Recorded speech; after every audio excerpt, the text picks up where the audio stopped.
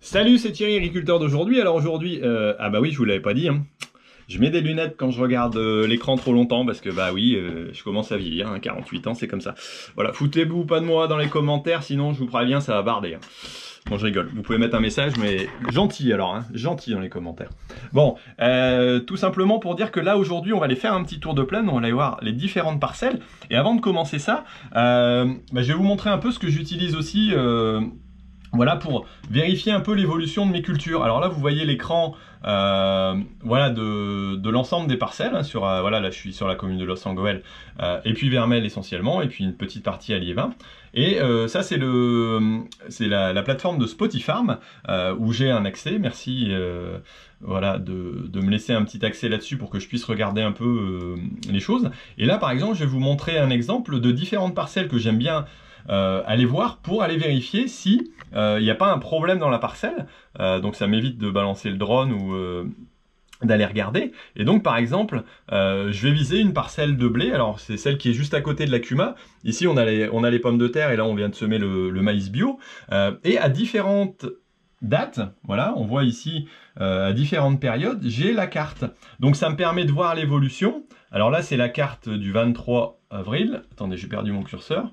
Ça y est, hop, et la carte du 23 avril, hop, où on voit un petit peu le détail. Alors quand c'est en rouge ici, c'est-à-dire que c'est un peu moins poussé que quand c'est en vert foncé. Et donc on voit bien des zones voilà, qui sont déterminées. Bon, la parcelle est assez homogène dans l'ensemble, mais on voit un petit peu de différence. Là, c'est marron parce que forcément, c'est pas cultivé, donc il n'y a pas de, voilà, il y a pas de culture. Et ici, c'est l'implantation de pommes de terre, donc pour l'instant, c'est pas visuel non plus. On voit que dans les coins, par exemple, il manque clairement de quantité, hein, là ici, et ici, il en manque un petit peu aussi sur cette passe-là. Alors, je sais pas exactement pourquoi, mais voilà, ça me permet de voir l'évolution, et on peut voir que en date du 5 avril, comme c'est marqué en bas, ça ressemblait à ça, et on voit bien l'évolution, voilà, de la parcelle. Alors, en blé, c'est une chose, mais ça me permet aussi d'aller voir, par exemple, ici sur un autre blé qui, lui, est un petit peu plus avancé, qui était après colza, et je peux voir qu'il y a des zones, voilà, qui sont un peu plus limites. Ça me permettra, moi, d'aller déterminer, par exemple, lors de mon tour de plaine, par exemple, je vais aller jeter un œil ici pour voir comment ça se fait qu'il y a un petit souci de végétation. Plus c'est vert foncé, plus la végétation est forte. Donc théoriquement, ici, on est bien. Et ici, on y est un peu moins. Donc ça me permettra de voir et de dire, plutôt que d'aller viser un endroit précis et dire, ah bon, bah ça va, la parcelle, il n'y a pas de souci. Ici, clairement, on va pouvoir le voir. Et on a un petit tableau en surface en hectares qui m'indique, la parcelle fait 7,78, qui m'indique que voilà, j'ai 4,22 qui est homogène, assez bien avancé, 0,2 très avancé, 1,11 qui est moyen et 0,3 qui sont pas forcément extraordinaires. Donc ça me permet de catégoriser ma parcelle. Voilà, ici j'ai une petite parcelle en blé aussi, voilà, qui m'offre un détail différent. Alors ici, ça c'est assez intéressant, parce que là on est sur une parcelle de blé, voilà. Là, c'est des pommes de terre, donc forcément on voit pas. C'est à la SPA et on voit bien qu'il y a une bande ici clairement qui est abîmée. Et ça, c'est pas tellement difficile à comprendre.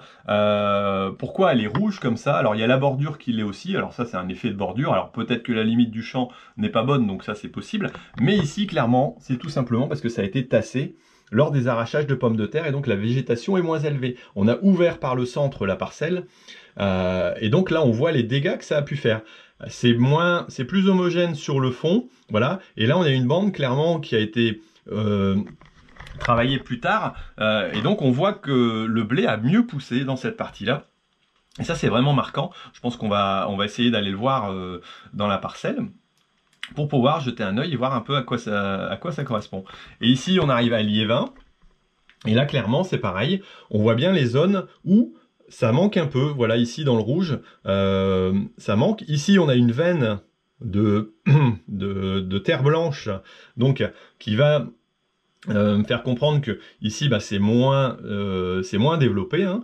Et ici clairement c'est pareil, ici en bas on est moins développé parce qu'on a aussi un monde cron comme on dit chez nous, hein. Et on voit un peu la différence de parcelle, alors que si c'est correct, et là aussi ça l'est. Donc moi, ça me permet de déterminer où je vais aller jeter un œil et puis de voir aussi l'évolution. Hein. S'il y avait des ravageurs, par exemple, dans la parcelle, alors on pourrait imaginer dans le champ de pois, par exemple, qui est envahi par nos pigeons, là, on va peut-être y jeter un œil tout à l'heure, que on a des différences de végétation, sauf que là, c'était quasiment pas levé, donc pour l'instant, j'allais dire, c'est pas intéressant de vérifier ça, mais dans le temps, ça va le devenir. Donc voilà, je vous ai montré un petit peu ça. En fonction de ça, on va aller jeter un œil dans les parcelles, voir à quoi ça en est, parce que je pense qu'il y a des évolutions aussi dans la culture. Et voilà, c'est un petit outil qui me sert à aller dire, bon bah voilà, tiens, je sais que là, par exemple, hop, si je vais dans cette parcelle-là, alors là, elle a été redivisée, hein, donc clairement, c'est du colza sur cette partie-là, et là, c'est du blé, donc c'est normal qu'on voit une différence. Là, la fourrière n'était pas semée, et là, c'est un tas de fumier, donc forcément, on le voit très bien. Par contre, on voit que le reste de la parcelle est relativement homogène. Au niveau de sa végétation, je pensais qu'elle aurait été un peu plus creuse, mais elle est relativement homogène. Et on peut voir que ce qui est intéressant, c'est qu'on peut revenir en arrière. Au 9 mars, on voit qu'il y avait cette partie-là qui était plutôt mieux que le bord, ce que j'avais pu constater, mais il fallait que j'aille surveiller éventuellement le fond. Donc ça, c'est intéressant aussi de dire, tiens, plutôt que de passer par là, ce coup-ci, je vais passer de l'autre côté, pour pouvoir aller voir l'évolution des choses. Et là en bas, je peux vérifier à différents stades pour voir si c'est les ravageurs ou d'autres choses. Donc c'est vrai que ça me permet de bien cadrer les choses. Allez, on va faire un petit tour. Petit arrêt au stand rapide pour voir Alexandre qui est en train de terminer les planches qu'Emilien a démarré hier. Donc là, c'est les planches pour tout simplement pour les carottes bio. Hein. Voilà, donc là on voit que les planches sont assez serrées, c'est pas mal. Les buttes sont pas trop mauvaises, les conditions de sol sont bonnes. On a quelque chose de correct là-dessus. Voilà, allez, on continue notre petit tour. Nous voici arrivés dans le champ de colza. On voyait bien le coin, comme vous l'avez vu, qui était en fumier, hein, qui n'a pas été fait. Ici, la petite raccroche et la fourrière qui n'est pas plantée. Alors là, on va rentrer dans la parcelle. Alors, on avait vu la dernière fois que j'avais des févroles qui passaient encore. Donc là, ils sont en train de fleurir. Quelques-unes, peut-être pas tellement. On voit que le champ est assez homogène. Alors ici, j'ai des passages de train de pulvée qui sont très larges. J'étais pas à fine roue, donc ça, bon, c'est pas extraordinaire, mais on va rentrer dans le champ. On voyait qu'au bord, au départ, c'était un peu moins dru, et après, la végétation s'est mise en place. Ici, on voit encore des févroles. Voilà, ici aussi. Donc, on va avoir un petit mix. Et puis, on va regarder un petit peu les colzas. Voilà. Alors, je voulais voir aussi au niveau des fleurs s'il n'y avait pas de méligette. Pas d'insectes qui allaient traîner. On voit que ça a l'air d'avoir fécondé. On voit les gousses qui se préparent tout doucement. Alors c'était pas très dense, je trouve, au niveau fonctionnement. Voilà, par exemple ici ça reste creux quand même. Alors, on dit que le colza récupère, mais là ça me paraît quand même un peu léger. Je suis toujours un peu déçu de la densité, parce que quand je vois certains colzas qui sont beaucoup plus forts, voilà, je sais pas si ça va rattraper. Enfin, en tout cas ici on voit qu'il y a une belle, a priori une belle fécondation au niveau des gousses.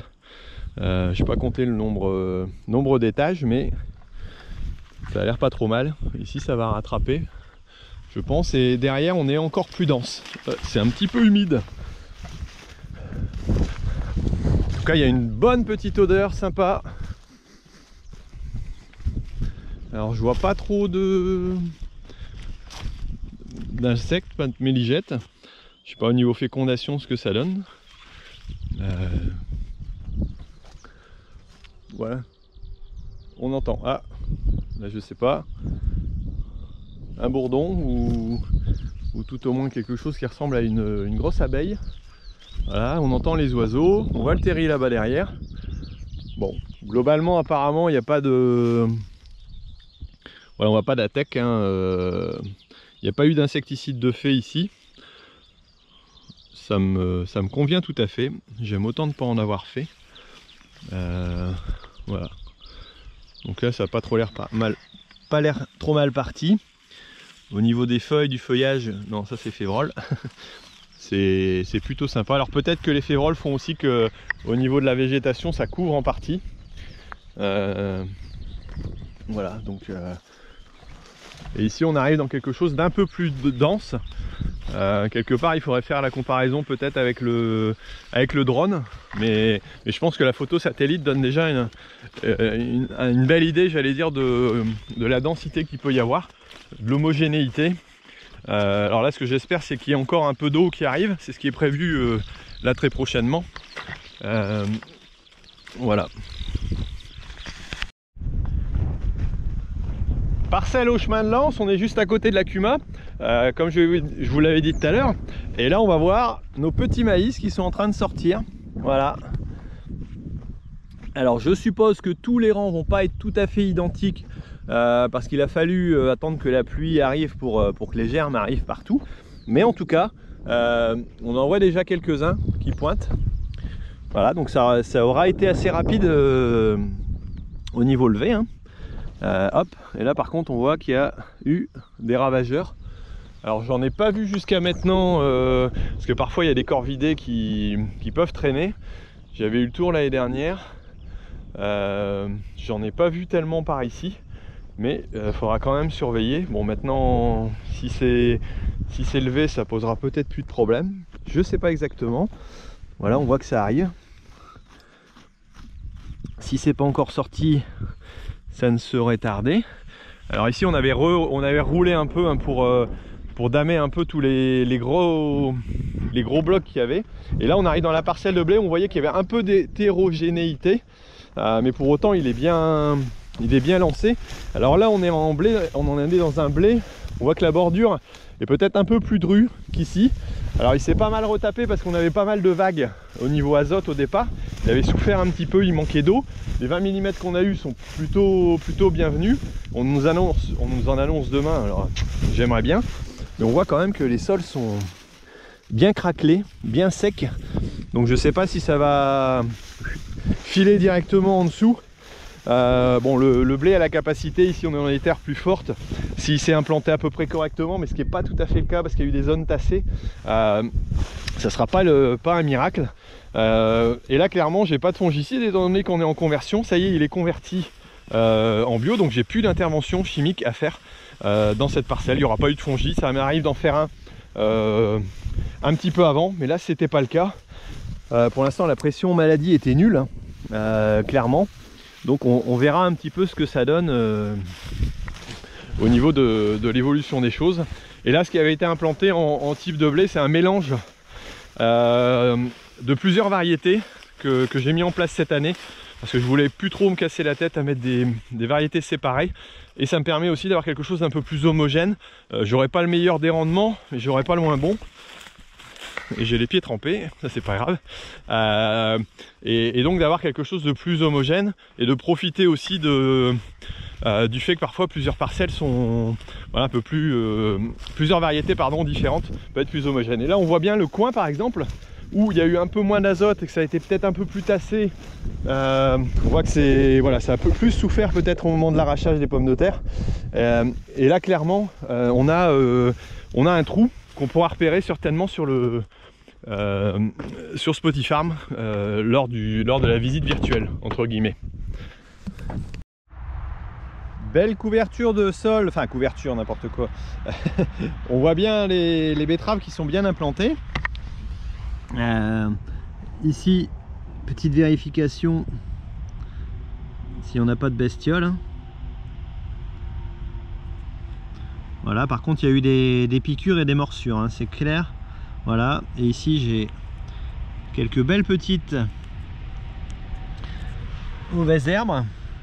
Je sais pas ce que ça va donner dans le temps, mais c'est plutôt pas mal développé. Ici j'ai une betterave qui a été plutôt abîmée. Là j'ai du gaillet. Voilà, alors on va voir si avec les pluies les produits vont agir. Mais c'est une parcelle qui est très sale, hein. Ici sur Liévin j'ai toujours eu un peu de problématique de salissement et clairement c'est pas très propre, loin s'en faut. Bon, en général on arrive à l'avoir un peu dans le temps, mais là plutôt pas mal quand même, hein. Bon, les betteraves sont jolies déjà, c'est un bon point, et je vois toujours pas de pucerons verts, ce qui est un point important aussi pour moi. Champ de blé voilà, qu'on a pu voir aussi sur Spotifarm. Alors on a le train qui passe derrière, hein, on le voit bien sur le plan. Donc là c'est assez hétérogène, hein. On a une bande de craie là-bas qui est au milieu, et puis ici derrière. Et là c'est relativement... après c'est relativement correct quand même dans l'ensemble. Ici donc c'est après maïs qui avait été mis à la place du colza.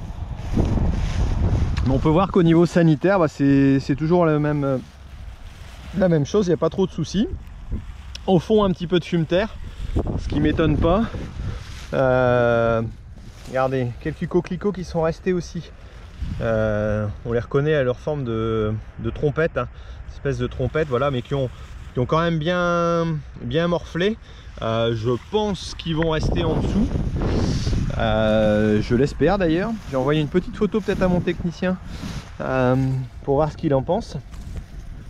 Mais bon, le blé là va je pense exploser avec les pluies qui vont arriver et couvrir tout à fait correctement le sol. Tiens, je regarde un petit peu dans mon passage. Hop. S'il y a des petites bestioles qui traînent, mais bon, dans le passage de traitement on voit qu'il n'y a pas grand chose non plus, hein. Ça a été quand même relativement bien nettoyé comparé à ce qu'il y avait comme réserve au fond, même si, regardez, il y a quand même un sacré paquet, hein. Regardez là, une belle goutte d'eau, eau de rosée, hop, qui va mouiller le sol. Une bonne petite rosée, ça peut être un bon petit millimètre d'eau. C'est comme ça aussi que l'engrais se dissout, même si on n'a pas de pluie pendant 15 jours. On a quand même une action sur les types d'engrais. Et là, encore un ravageur qui vient embêter son monde. Voilà, on voit, hop, ils viennent se promener. J'en ai vu quelques-uns ici. Lapin ou lièvre, je sais plus, mais on en a ici un peu de temps en temps.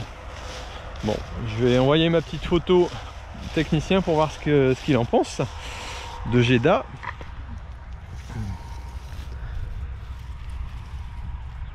Si je me prends en photo moi, ça sert à rien. Voilà.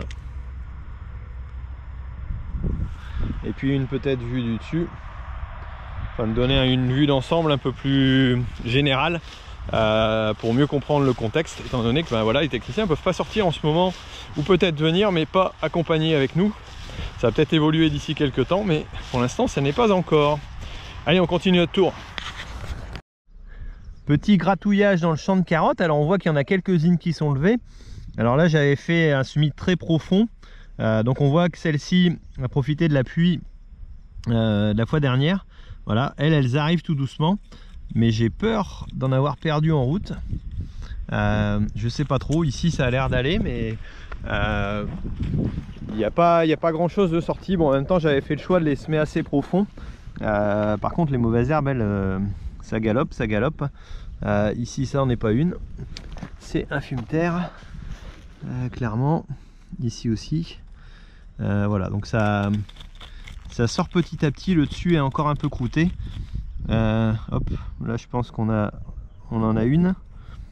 Voilà, alors j'espère qu'elles vont bien germer quand même. Pour autant, on va aller voir un peu plus loin dans le champ. Bon, là ici on en a une par exemple qui est pas mal. Bon, apparemment elles sont en dessous, hein, d'après ce que je peux voir, comme on a vu tout à l'heure.